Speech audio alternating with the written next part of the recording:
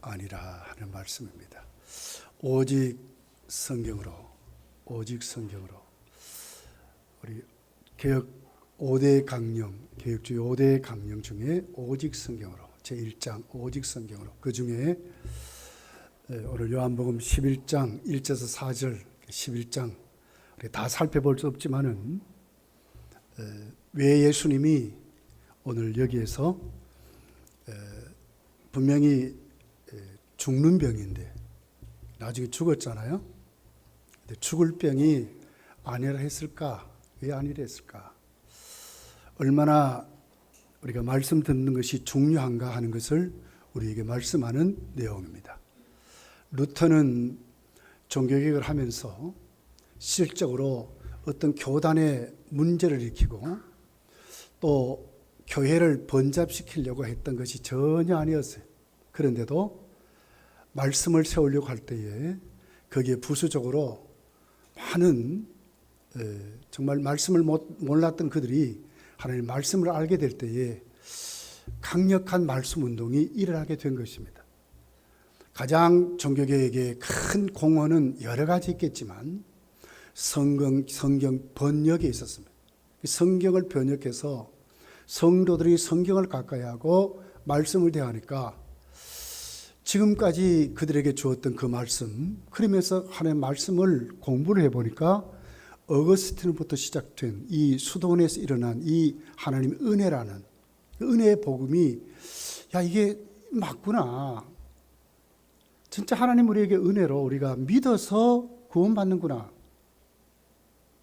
정말 우리가 하나님의 은혜 가운데 있으면 순종할 수 있구나. 내가 하나님 못 만나서 그렇지, 내가 어떻게 보면 인간적인 어떤 열심으로 신앙생활을 하다 보니까 너무너무 삶이 힘들어진 거예요. 그런데 진짜 하나님을 가까이 해서 힘을 얻고 능력을 얻고 성령의 감동을 따라 말씀에 순종하니까 거기에 대한 뭐가 있어요? 상이 있는 거예요. 거기에 결과가 주어지는 거예요. 그랬더니 신앙생활이 너무나 기쁘고 감사해지는 거예요. 야, 이것이 신앙이구나. 짐이 아니라 진짜 은혜구나. 이것이 진짜 자유구나. 이것이 진짜 행복이구나. 그들이 구구절절히 느끼게 되는 겁니다. 그렇게 해서 종교개혁의 가장 큰 공헌은 성경 번역에 있었던 거예요. 그렇다면 저나 여러분이나 바른 신앙생활은 어느 쪽으로 가야 되겠어요? 말씀으로 가야 되는 것입니다. 복 있는 사람은 말씀을 읽고 듣고 묵상하고 지키는 자가 복이 있다 그랬어요. 하나님의 말씀을 주일만 그냥 가지고 와서 잠깐 펼쳐보는 참고서가 아닌 거예요. 과거에 그래도 신앙생활하는 분들을 가만히 보면 그들의 손에는 항상 성경이 들려 있었어요. 대중교통을 타보면 버스에서도 많은 분들이 성경을 읽었어요. 장사한 분들은 자기 가게에서 손님이 올 때까지 성경을 읽었어요.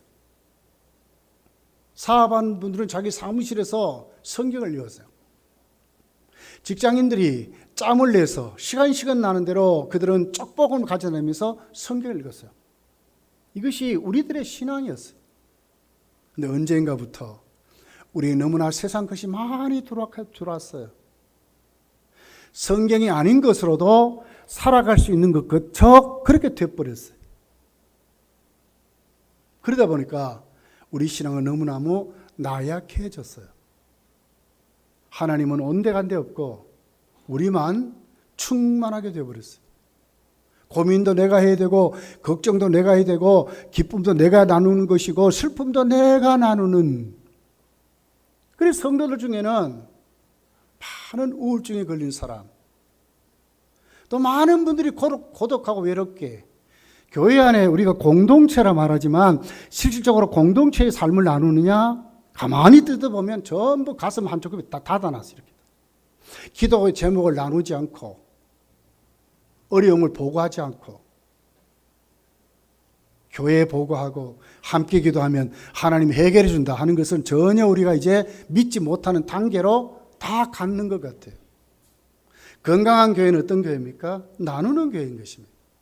기도 제목을 나누고 삶을 나누고 함께 울고 함께 기뻐하고 함께 천국 가는 운동으로 딱 뭉쳐진 그런 교회. 이것이 건강한 교회의 모습인 거예요.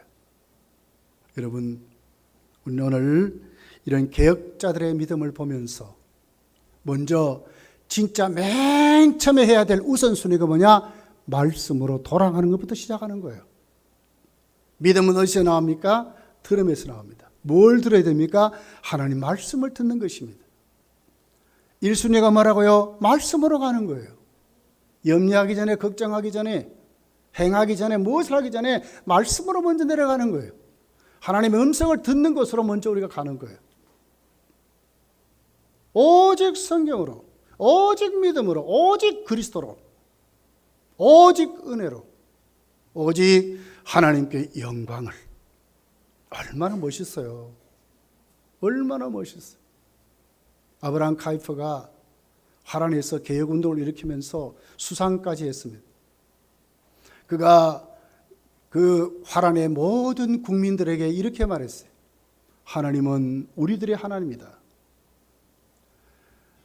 우리나라가 어느 쪽으로 가야 되느냐? 우리는 하나님 앞에 살아야 된다. 그렇게 해서 영역 주권이란 말을 했어요. 모든 세계의 주인 하나님이요, 우리 인간은 다 하나님께 펼쳐진 존재일 뿐이다. 하나님 앞에 사는 존재다. 이걸 의식하고 우리가 이렇게 살아야 된다. 그럼 우리나라가 진짜 건강한 나라, 행복한 나라가 될 것이다.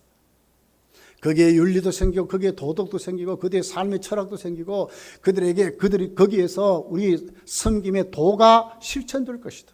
하나님 앞에 서보라는 거예요. 그렇게 살아가자. 그렇게 해서 우리 화란 개혁주의 신학자인 아브라함 카이퍼가 그렇게 했던 믿음의 선배들이 오늘 우리가 받은 개혁주의 신앙이라는 거예요. 개혁신앙입니다.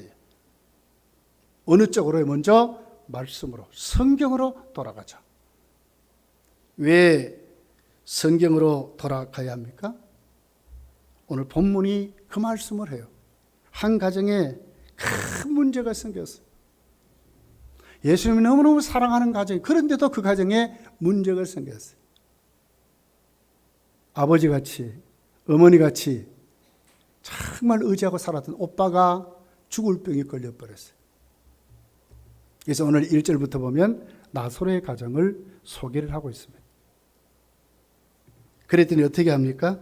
4절에 보면 그의 동생들이 예수님께 보고하고 초청하는 장면이 있습니다. 예수께서 들으시고 이르시되 3절에 이에 그 누이들이 예수께 사람을 보내 이르되 주여 보시옵소서 사랑하는 자가 병들었나이다. 사랑하는 자가 병들었나이다. 그랬더니 4절 5절에 예수님이 처방을 하고 대답을 하죠. 예수께서 들으시고 이 병은 죽을 병이 아니라 하나님의 영광을 위하며 하나님의 아들이 이로 말미암아 영광을 받게 하려 함이니라. 처방전을 내렸어요. 이 병은 죽을 병이 아니다. 우리 오빠 죽게 됐습니다. 당신이 사랑하는 자 아닙니까? 우리는 부모같이 의지하고 살았습니다. 그러니 오셔서 어떻게 좀 해주십시오. 그랬더니 예수님이 이 병은 죽을 병이 아니다. 하나님께 영광을 돌리는 병이다. 하나님의 아들이 영광을 받는 병이다. 처방을 딱 내려줬어요. 만약에 예수님께 가지 않았다면, 하나님의 말씀이 없다면 이들은 어떻게 되겠어요? 오빠의 죽음을 앓고 절절 떨었을 거예요. 나중에 오빠가 죽었을 때에 이 두 자매는 어떻게 되겠어요? 모든 것이 다 잃어버리는 정말 절망적인 가정이 되잖아요. 오늘 성경은 왜 우리가 하나님 말씀으로 돌아가는 이유를 이렇게 말하는 거예요. 하나님 말씀에는 뭐가 있습니까? 우리 모든 삶, 우리 영혼의 모든 문제에 뭐가 있어요? 진단이 있다는 거예요. 이유를 알 수 있는 사람으로 살아갈 수 있다는 거예요. 하나님 말씀이 그렇다는 거예요. 여러분 살면서 여러분의 삶 사는 이유를 알고 삽니까? 내가 왜 사는지 뭐 좀 알고 삽니까? 인생길 지루하지 않습니까? 야, 이제 좀 끝냈으면 뭐 이런 거 없습니까? 이번에 우리 총회가 자살 문제를 다뤘어요. 우리 강 목사님이 노예에서 이제 총회 보고를 듣고 오면서 얘기를 해요. 목사님 공부할 때에 총신에서 이상원 교수라는 분이 있었다는 거예요. 그분이 자살 문제를 좀 이상하게 다뤘습니다. 그런데 오늘 듣고 보니까 꼭 그 교수님이 한 얘기하고 똑같습니다. 그래서 저도 그걸 잘 추적해 보니까 이번에 우리 총회에서 연구한 자살 문제를 연구한데 그 답을 누가 했느냐면 그 이상원 교수가 답을 했더라고요. 그렇게 해서 우리가 그걸 이제 그 총회에서 했는 것을 답을 듣고 그랬습니다. 그렇게 해서 이제 쫙 했어요. 하나님의 말씀이 없다면 이런 문제를 명쾌하게 우리가 다룰 수 있습니까? 하나님 말씀이 없다면 전혀 우리에게 일어난 모든 문제의 해답이 있을 수가 없는 거예요. 그런데 성경에 돌아가게 되면 우리 인생을 알고 살아갈 수 있도록 반드시 거기에는 하나님의 진단과 답이 있다 이렇게 말씀을 하는 거예요. 나사로가 왜 죽습니까? 그 이유는 하나님께 영광이 되도록 하나님의 아들이 영광을 받으시도록 자리로 갈 수 있도록 그렇게 오늘 성경이 거기에 대해서 예수님이 딱 진단을 해준다는 거예요. 15절을 한번 가봅시다. 15절. 자, 15절 한번 같이 읽어볼까요? 시작. 내가 거기 있지 아니한 것을 너희를 위하여 기뻐하노니 이는 너희로 믿게 하려 함이라. 그러나 그에게로 가자. 자, 거기에 이제 방법이 뭐요? 믿는 것이다. 예수님을 믿게 하기 위해서 이렇게 말했어요.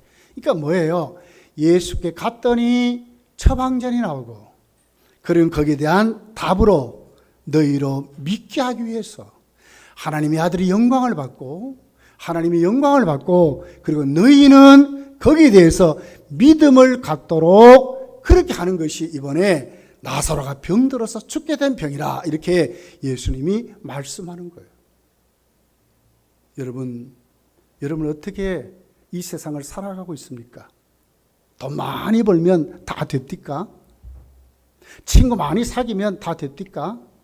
사업 잘하면 다 됩니까? 무엇이 여러분의 인생의 답입니까? 오늘 나에게 오는 모든 인생의 많은 것들이 오늘 진짜로 내가 알고 살아가려고 하면 어느 쪽으로 가야 되겠습니까? 자, 나사로의 가정은 도대체 어떤 가정입니까? 10장에 가서 보면 그 마리아가 예수님을 대접하는데 머리를 풀어서 옥합을 깨뜨려 가지고 예수님 발을 씻겨주는 그런 장면이 있어요. 예수님은 조금 피곤하시면 사역하시다가 베다니에 있는 나사로의 가정에 가서 쉬기도 하시고 식도 하시고 그랬어요. 그러니까 그들이 예수님을 보내면서 사랑하는 자가 이렇게 말했거든요. 그럴 정도로 예수님을 잘 대접하고 또 예수님을 정말 이렇게 멋지도록 섬기도록 했다는 거예요. 그런데 왜 이 정도 이렇게 됐으면 자 나사로를 죽이면서까지 하나님이 영광이라는 것을 알게 하도록 했을까? 이렇게 안 해도 진짜 바르게 섬기는 것 같은데 어떻게 그 나사로를 죽이시면까지 하나님 영광이 무엇인지를 가르쳐주고 이들이 진짜 예수님을 믿도록 하는 방법으로 나사로를 죽이시냐 그 말이에요. 나사로가 죽잖아요 여기서. 무슨 문제가 이렇게 됐어요? 네. 이것은 바로 우리가 신앙생활을 하면서 정말 하나님 앞에 말씀이 아니면 나도 열심히 신앙생활을 잘 하는 것 같아도 실제로 가만히 보면 나를 위해 사는 것이 너무너무 많아요. 하나님의 영광을 받으셔야 된다 이론은 그런데 하는 모든 결과를 보면 전부 나를 위해 살 때가 너무너무 많다는 거예요. 자, 오늘 예수님은 이렇게 말씀하죠. 하나님의 영광을 위해서 하나님의 아들이 영광을 받게 하기 위해서 그런다. 그런데 그 3절에 가서 보면 그 너희들이 예수님께 사람을 보내죠. 그러면서 이렇게 말해. 사랑하는 자가, 이렇게 말해. 사랑하는 자가. 또 5절에 가서 보면 예수께서 본래 마르다와 그 동생과 나사로를 사랑하시더니. 여러분, 사랑이란 단어는 구약성, 신약성경이면 여러 가지 단어로 설명을 하죠. 특별히 신약성경에 사랑이란 단어를 구체적으로 4가지 방법으로 말씀하죠. 첫 번째가 에로스라는 단어를 써요. 남녀 간의 이성적인, 성적인 사랑을 말합니다. 그리고 필로스라고 하는 우정의 사랑이 있습니다. 친구 간의, 인간관계의 사랑이 있습니다. 정말 끊을 수 없는, 정말 정을 나누는, 정말 서로 사귀는, 정말 친구 같은 이런 사랑이 있습니다. 그 다음에 스톨게라고 하는 부모와 자녀 또 그 자녀들 사이에 정말 가족 간의 그 혈연의 그런 사랑이 있어요. 그런데 하나님이 사랑을 어떻게 말해요? 아카페라고 말하잖아요. 그런데 잘 보십시오. 3절에 사랑하는 자가 이렇게 했거든요. 이 사랑이란 단어를 필로스라 이렇게 썼어요. 그러니까 사랑하는다 해서 하나님의 사랑으로 기록하지 않고 친구 간의 우정적인 사랑이라고 기록을 하고 있어요. 그런데 5절에 가서 보면 이제 제3자가 예수님이 그들을 어떻게 사랑하느냐를 이렇게 말하죠.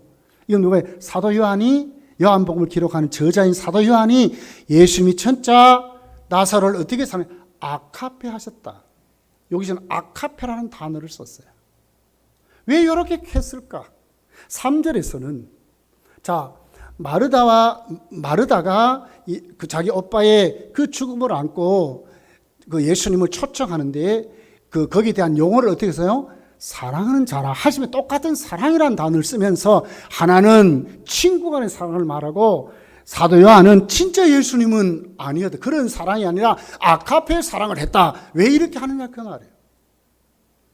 우리가요 예수를 믿으면서 진짜 하나님께 영광을 돌리는 믿음으로 가지 아니하면 우리는 정말 하나님을 사랑하면서도 요한복음 21장에 여러분 거기에 예수님이 베드로에게 부활하신 예수님이 그 갈릴리 바다에 고기를 가져오라 그러고는 그 베드로에게 묻잖아요. 네가 나를 사랑하느냐. 그 첫 번째 사랑은 아카페로 묻습니다. 두 번째, 세 번째 필로스로 물었어요. 왜 그랬을까요? 하나님의 사랑, 나는 너에게 그 사랑했다는 거죠. 너 그 사랑할 수 있느냐? 근데 대답이 있어요. 그랬더니 뭐예요? 진짜 네가 이웃을 사랑하고 친구를 사랑하는 그 사랑쯤은 할 수 있지 않느냐? 그런데도 자신 있게 대답합니다. 우리가 이런 사람이라. 나사로의 가정이 예수를 섬깁니다. 근데 어떻게 섬깁니까? 섬기는 그 사랑이 진짜 메시아로, 진짜 하나님, 주님이 그들을 사랑하는 그 사랑이 아니었다는 거예요. 대접하고 섬긴다고 하지만 그 내막을 들여다보면 그런 사랑이 아니다. 정말 우리가 말씀 안에 정말 하나님의 사랑에 붙들려야 우리는 이 사랑을 할 수 있다는 거예요. 왜 성도가 우리에게 징계가 있고 연단이 있고 어려움이 있는가? 반드시 있어요. 왜 그렇습니까? 우리는 이것 없이는 하나님이 우리를 사랑하는 그 사랑을 몰라요. 내가 하나의 우리 간에 사귀는 것 뭐 이 정도라면 알지요. 그것만 잘 되면 야 내가 하나님 잘 섬긴다. 뭔가 잘 풀어지면 아 나는 형통한 삶을 산다. 하나님 나에게 복 준다. 우리는 이러고 산다고요. 그게 다 전부입니까? 진짜 여러분 순교할 수 있습니까? 정말 우리가 순교의 자리를 가게 되면 그럴 수 있겠습니까? 지금이라도 주님이 우리 그거 다 털어버리고 아브라함같이 본토 친척 아비 집을 떠나라 하면 할 수 있겠습니까? 독자 이삭 나를 위해서 바치라 하면 할 수 있겠습니까? 우리는 다 악을 골짝 빈들에도 갈 수 있다고 찬송은 하지만 실질적으로 이런 문제에 딱 부딪히면 할 수 없어요. 우리 다 연약한 존재라는 거예요. 말씀이 아니면 진단이 안 돼요. 아, 이렇구나. 우리 믿음의 선배들도 이랬구나. 아브라함도 그랬구나. 오늘 나사로의 가정도 주님이 그들을 사랑하는 사랑을 못했구나. 주님께 그렇게 못했구나 하는 것을 알게 된다는 거예요. 어느 정도로 주님을 사랑했습니까? 마리아는 자기 결혼 지창 향유를 깨트려가지고 예수님께 부어드릴 정도로 사랑했다니까요. 안 사랑한 게 아니라니까요. 그런데도 그들은 이렇게 했다는 거예요.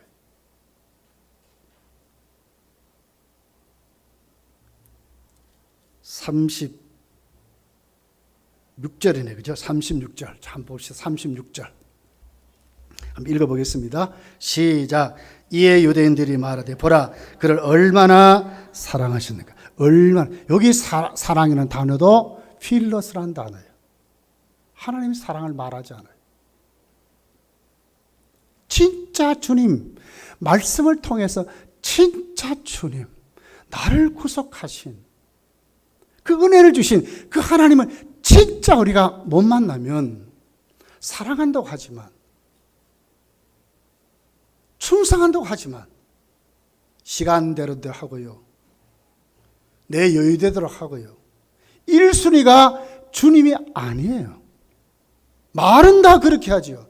근데 실질적으로는 그러지 않아요. 교회를 생각하기보다는 나를 먼저 생각하고요. 다 우리 그런 사람들. 자, 나사로의 가정에 하는 말이나 오늘 유대인들이 예수님이 그를 사랑한 그 사랑이나 질이 똑같다는 거예요. 똑같다는 거예요. 그러니까 말씀이 필요한 거예요.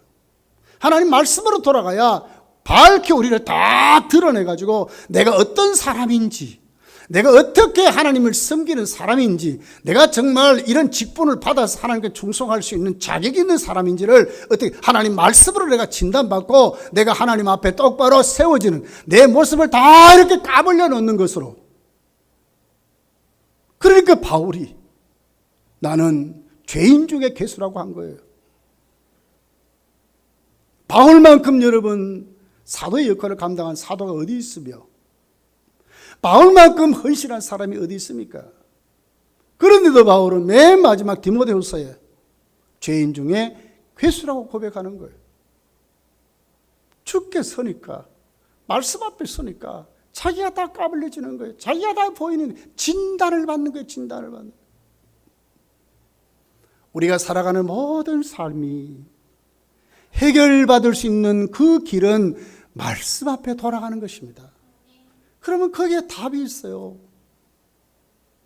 그게 우리를 다 분별할 수 있도록 다 그렇게 놓는 거예요. 여러분, 정말 이 마지막 때에 너무너무 혼란하지 않습니까? 너무너무 주의가 많고요, 방법이 많고요, 과학적이 아니면 안 되는 것 같이 말하고요, 여론을 조성해서 숫자가 많으면 그게 답인 것 같이 살아가는 세상을 우리가 지금 살아가고 있잖아요. 근데 그게 맞습니까? 숫자 많으면 맞습니까? 어디로 가야 되겠어요? 성도는 우리의 삶과 우리 신앙과 우리 행위의 유일한 규범은 하나님의 말씀인 줄 믿습니다. 말씀으로 가셔야 돼요. 오늘 또 당일을 하면서 주일학교에 그 한 달 사업 계획을 보니까 암송 대회, 성경 퀴즈 대회 했어요. 나누면서도 저는 참 기뻤어요. 그래도 말씀을 나누려고 하는구나, 말씀을 알게 하려고 하는구나 하는 것을 제가 느끼면서 오늘 당일을 했어요. 여러분, 그렇습니다. 다른 것 없습니다. 왜 사사시대에 다른 세대가 생겼습니까? 하나님을 몰라서 생긴 것입니다. 하나님의 능력을 못 믿어서 생긴 것입니다. 하나님을 알려면 어느로 가야 되겠습니까? 누구에게 좋은 강연을 듣고 교회 제도를 배우면 하나님 압니까? 하나님 알 수 없어요.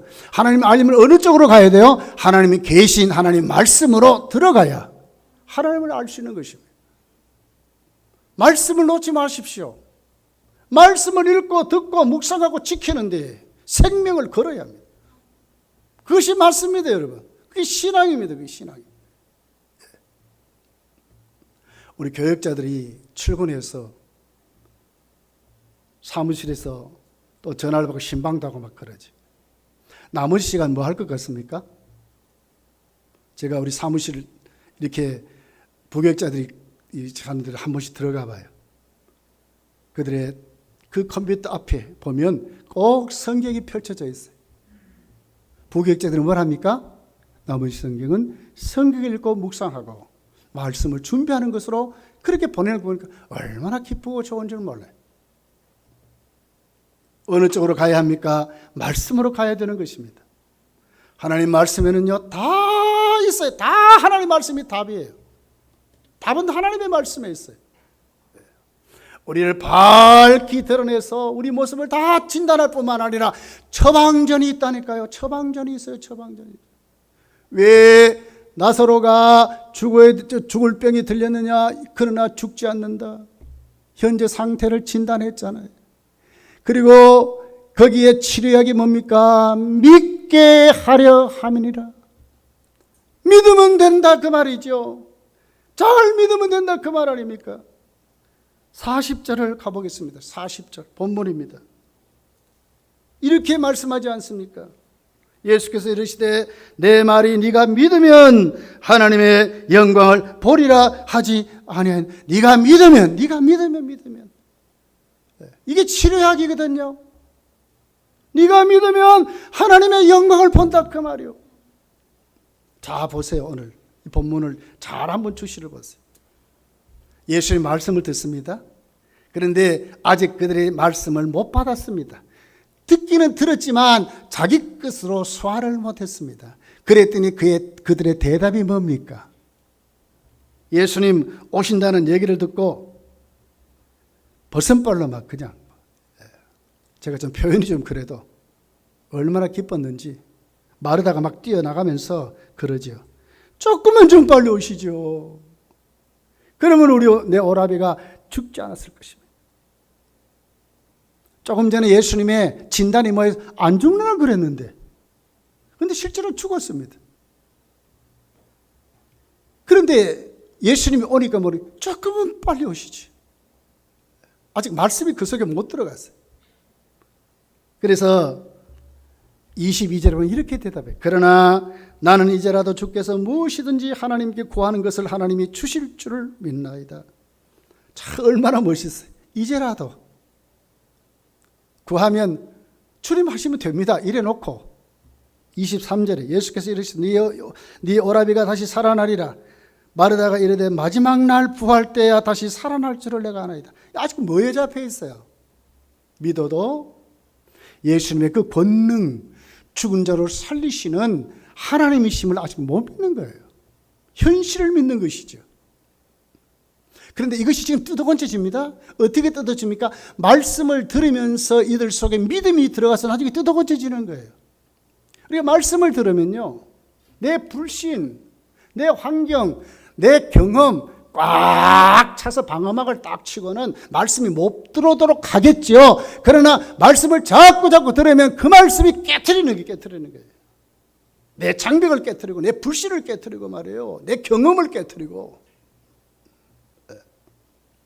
우리 귀에 하나님 말씀이 들려지도록, 깨달아지도록 하나님 말씀이 강력하게 그렇게 하시는 거예요. 오늘 이 가정의 배경이 그래요.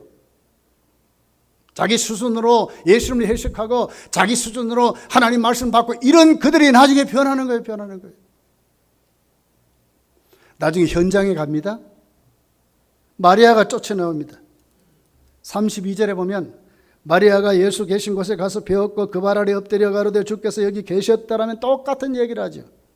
내 오라비가 죽지 아니하였겠나이다 하더라.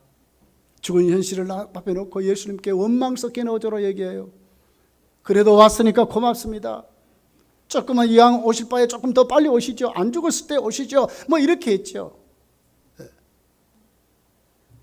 33절에 보면 그들을 보고 예수님이 함께 슬퍼하시지만 쭉 34절에 보면 그를 어디에 두었느냐. 그리고는 37절부터 보면 거기에 있던 유대인들의 말들이 있죠. 전부 이게 배경이잖아요. 그죠? 불신의 배경들. 동네 사람들, 뭐 말하는 사람들, 본인이 갖고 있는 생각들 쫙 얽혀 있잖아요. 그런데 예수께서 그러잖아요. 39절에 예수께서 이르시되 돌을 옮겨 놓으라 하시니 그 죽은 자의 누이 마르다가 이르되 주여 죽은 지가 나흘이 되었으니 벌써 냄새가 나나이다. 예수께서 내 말이 네가 믿으면 하나님 영광을 보리라 하지 아니하겠느냐 하시니 돌을 옮겨 놓으니 이게 무슨 얘기죠? 처음에는 자기 환경, 자기 불신, 자기 경험 꽉 차서 하나님 말씀 안 받았죠. 그런데 예수님이 말씀하니까 그게 이제 무너지는 거예요. 어디 갔어요? 돌을 옮겨 놓았다. 죽은 주인이 냄새가 날 정도로 이 정도 됐는데 그런 그들이 지금 바뀌었단 말이에요. 무엇 때문에 바뀌었어? 가만히 놔두면 바뀌겠어요. 근데 말씀이 자꾸 역사하니까 어떻게 됐어요? 돌을 옮겨 놓았다고 말하는 거예요. 다른 것 없습니다. 말씀 앞에 오면 변하게 돼 있어요. 들으면 달라지게 돼 있어요. 근데 안 오는 걸 어떻게 해요? 안 듣는 걸 어떻게 해요? 들으면 되겠는데, 오면 되겠는데, 받으면 되겠는데, 사모하면 되겠는데. 하나님 말씀이 뭐라고요? 우리 인생을 진단한다니까요. 하나님 말씀이 뭐라고요? 우리에게 처방전을 제시한다니까요. 그래서 믿으면 하나님의 영광을 본다니까요. 하나님 말씀이 그래요. 근데 자꾸 우리는 내 생각에 잡혀있어. 어제도 갔더니 별 볼 일 없더라. 그전에도 갔더니 별 볼 일 없더라. 자꾸 내 생각이 그런데 자꾸 오다 보면 열린다니까. 깨트려진다니까요. 창세기 1장에 태초에 말씀이 계시느니라. 그 말씀이 빛이 있으라 하시니 뭐가 있었어요? 빛이 있었다 그러잖아요. 이 말씀의 권능이라고요. 에스겔서에 에스겔이 하나님 그러잖아. 에스겔 골짜기로 데려가가지고 네 보이느냐? 뭐 보이느냐? 저 무덤 사이에 돌아다니는 저 송장 뼈대기들만 보입니다. 한번 명령해봐라. 그랬더니 에스겔이 하나님 말씀 듣고 명령한다고요. 그런데 어디서 왔는지 막 자작자작자작 조각이 돼가지고 사람이 딱 만들어져 버렸어요. 이게 뭐예요? 말씀의 권능이라니까요. 죽은 자를 살리고 없는 것을 있게 하고 변화시키는 것이 하나님의 말씀의 권능이라니까요. 내 말을 들으면, 네가 들으면 하나님의 영광을 보리라. 듣고 믿으면 하나님의 영광을 보리라. 돌을 옮겨놓으니 예수께서 눈을 들어 우러러 보시고 이르시되 아버지여 내 말을 들으시길 감사하나이다. 항상 내 말을 들으시는 줄을 내가 알았나이다.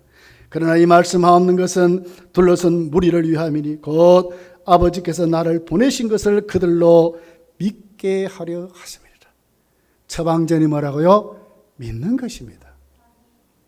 말씀을 통해서 믿는 것입니다. 믿는 것입니다. 그 말씀을 믿고 그대로 실천하는 것입니다. 내 생각도 꺾어요. 내 방법도 꺾어요. 내 경험도 꺾어요. 내 추측, 내 생각도 꺾으셔야 돼. 그런데 우리는 자꾸 그쪽으로 넘어가. 물론 성경의 해석이 자유주의 신학자들이라든지 비평주의 신학자들을 통해서 좋은 혜택도 우리에게 있어요. 그게 없었으면 보수주의는 그냥 잔잔했을 거예요. 그런데 그 사람들이 자꾸 일어나니까 보수주의 나름대로 그 사람들에 대한 방어하기 위해 가지고 그 사람들이 말하는데 답변서들을 만들고 그래서 보수주의가 그렇게 많이 다양하게 발전한 거라고요. 좋은 점이 있어요. 진짜 말씀을 보면서 의심하고 뭐 좋은 점도 있어요. 그래야 거기에 하나님께 내려놓고 진짜 맞습니까? 안 맞습니까? 뭐 이런 것도 있겠지. 그러나 거기에 머물러 있어서는 안 된단 말이에요. 처방을 받으셔가지고 고치셔야 돼. 내가 경험하셔야지. 내가 변화되셔야지. 믿는 자가 돼야지요. 여전히 불신 가운데, 여전히 의심 가운데, 여전히 방어한다면 그건 아니요. 그쪽으로 넘어가면 안 돼요.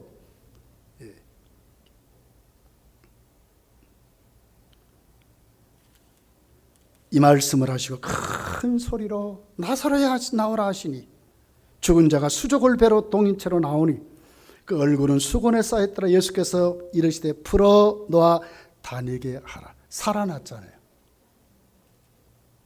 다른 것 없습니다. 여러분, 하나님 말씀에 진단을 받고 살아가셔야 돼요. 다 있습니다. 우리가 가까이 안 해서 그래요. 보지 않아서 그래요. 진짜 다 있습니다. 그리고는 처방전만 받았던 것이 아니라 고침을 받으셔야 돼요. 치료약을 다 먹으셔야 돼요. 다 먹으셔야 돼요. 말씀을 다 먹으셔야 우리가 살아나는 거예요. 예. 오라비가 죽게 됐으리 오십시오. 그를 사랑하지 않습니까? 그대로 있으면 예수님을 메시아로 지금 섬기겠습니까? 아가페로 섬기지 않는다 그 말이요. 예수님은 그들을 어떻게 섬겨요? 그들에게 어떻게 아가페로 사랑하셨는데, 하나님의 사랑은 아가페인데 아낌없이 자신을 주는 그 사랑인데 아직 모르는 거예요. 여기에 머물러 있으면 안 되잖아요. 우리가요. 왜 주를 위해 선신해야 되는지, 왜 충성해야 되는지, 주의 사역을 감당해야 되는지 이유를 알고 섬겨야 되잖아요. 거기에 우리에게 복이 있잖아요. 성도요, 어저께도 우리 다 단합대회 갔잖아. 안 간 분은 그 좋은 주산지의 그 풍경을 못 봤을 거예요. 진짜 좋읍디다. 제가 사진을 좋아해서 과거에도 많이 주산지에는 몇 번 가봤어요. 제 나름대로 주산지 사진도 많이 갖고 있어요. 어저께 가도 참 좋읍디다. 공기도 얼마나 좋은지. 낙엽도 나름대로 얼마나 예쁜지 몰라. 단풍이 얼마나 예쁘게 들었는지 몰라. 절곡 계곡 시간 없지만 막 부지런히 올라갔어요. 가라앉는 데까지 그 다리 넘어가지고 벤치 막 아주 낙엽에 의지가 막 거기까지 막 가봤어요. 못 가본 분들은 여러분 그걸 모르잖아요. 말씀이 그런 거요. 말씀을 사랑한 것만큼, 말씀을 그다 가까이 가는 만큼 거기에 진미가 있는 게 진미. 시편 33편에 보세요. 맛을 보라는 거예요. 말씀의 맛을 보라. 말씀의 맛을 바라는 거예요. 여러분, 오직 성경으로 개혁자들이 하나님께 내려놓고 말씀을 가까이 하니까 맞거든. 이것이 맞거든. 그랬더니 어떻게 해요? 참을 수 없는 거예요. 진짜 하나님이 이렇게 하시는데, 진짜 하나님 우리를 사랑하시는데, 하나님 우리에게 주신 은혜인데 은혜를 모르는 거예요. 거기에는 예수님이 계시는데 떡 교황이 앉아있네. 자기들이 세우는 성인이라는 사람들이 거기 앉아 다 대접받네. 죄사함은 주님만이 할 수 있는데 사람이 너가 죄사함을 받았다고 말하네. 이런 죄가 어디 있어요? 이런 교만이 어디 있어요? 이런 우상이 어디 있어요? 말씀에 들어가니까 아는 거예요. 왜 우리가 하나님의 교회를 사랑하고 왜 하나님 중심, 교회 중심, 성경 중심에 살아야 되는지 우리가 알고 믿어야 되잖아요. 심은 대로 거둔다고 하셨는데 너가 죽도록 충성하면 생명의 면류관을 주신다 하셨는데 왜 내가 충성하는지 하나님 앞에 알고 해야 되잖아요. 알고 해야 되잖아요. 분명히 여러분 예수님 옆에 있었던 함척병 강도하고 바울 사도와 천국의 상급이 똑같겠습니까? 똑같지 않습니다. 똑같지 않습니다. 바울을 보세요. 빌립보서 3장에 분명히 그렇지. 나는 부름의 상을 향하여 표대를 향하여 달려간다 그래. 상이란 단어를 상. 분명히 성금대로 하나님 축복하십니다. 이 땅에서뿐만 아니요 천국 가면 반드시 거기에 대한 상을 영원토록 살아가는 그 나라에서 우리에게 상을 주신다니까요. 충성합시다. 나를 딱 말씀 앞에 세워서 내가 지금 교만한 사람인지 직분에 걸맞도록 충성하는 사람인지 진짜 내가 하나님께 영광을 돌리는 사람인지 아니면 내가 그 영광을 내가 가로채는 사람인지 하나님 말씀 속에 잘 분별하고 답을 얻고 고침을 받고 내가 그분 앞에 서는 것입니다. 이것이 하나님께 영광 돌리는 삶입니다. 여러분, 나사로의 가정 주님이 사랑하셨습니다. 그러나 그들이 예수님을 사랑하는 것은 주님이 그들을 사랑하는 것 같은 사랑이 아니었습니다. 그러니 거기에 대한 진단이 뭡니까? 너희들은 하나님께 영광을 돌리지 않는 자라고 주님이 지금 말하는 겁니다. 네 오빠 그렇게도 의지했던 부모같이 섬기는 네 오빠를 죽이시면까지 하나님은 그 영광을 받으셔야 된다는 것을 가르치는 것입니다. 그리고는 진짜 주님이 누구신지를 알게 하시고 진짜 오빠를 살려서 진짜 하나님의 권능을 보여주시고 주님의 처방준대로 그들이 세워지는 가정 만들어서 전보다도 나중에 훨씬 좋도록 협력해서 선을 이루어주시는 하나님의 권능이 여기에 있는 것입니다. 여러분, 우리 이렇게 예수 믿었으면 좋겠습니다. 점점 더 주의 영광을 위해서 내 삶이 더 풍성해지도록 우리에게 오는 모든 것이 해결이 되고 해답이 되고 거기에 결과가 달라지는 하나님의 방법으로 세워지는 이런 우리들로 여러분의 가정, 우리 교회가 되기를 예수님 축복합니다. 기도합시다.